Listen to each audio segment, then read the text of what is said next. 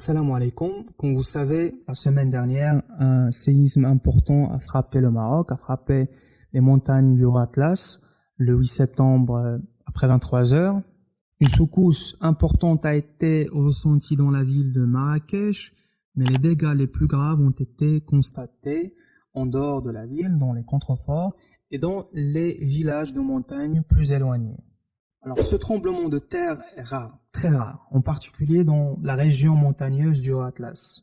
Ce séisme d'une magnitude de 6,8 sur l'échelle de Richter, a été le plus important au Maroc depuis 120 ans. Auparavant, il y avait eu le séisme de 5,8 qui a frappé la ville côtière d'Agadir en 1960 et qui a fait plus de 13 000 victimes. Plus récemment, en 2004, il y avait un autre séisme important de 6,4 à El Hoceima, au nord du Maroc, et a tué plus de 628 personnes.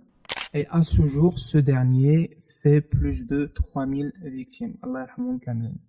Après un séisme comme celui-ci, les structures résistantes au tremblement de terre, les structures parasismiques utilisant des matériaux tels que le béton armé, peuvent ne subir que des dommages modérés. En revanche, les structures plus vulnérables sont les maisons construites en briques crues, typiques du Haut Atlas, qui subissent et ont subi des destructions beaucoup plus graves. Alors pourquoi cela se produit-il? Les maisons dans les villages à travers les montagnes du Haut Atlas, là où la secousse du séisme était la plus importante, a été la plus sévère, sont souvent construites en pierre, en bois et en terre crue, sans renforcement et sans parfois l'aide d'un professionnel, un technicien, un ingénieur ou un architecte. Cette technique traditionnelle de construction est en fait souvent louée pour sa capacité à réguler la chaleur par temps chaud dans cette région. Elle permet à créer des structures plus fraîches, plus froides que le béton. Elles sont moins coûteuses et nécessitent moins d'énergie. Cependant, après un tremblement de terre, le problème avec les matériaux en briques crues utilisés dans les maisons anciennes réside dans leur fragilité. Vous avez essentiellement un tas de roches et de poussière de boue qui se figent. Et malheureusement, cela crée deux problèmes pour les potentiels survivants.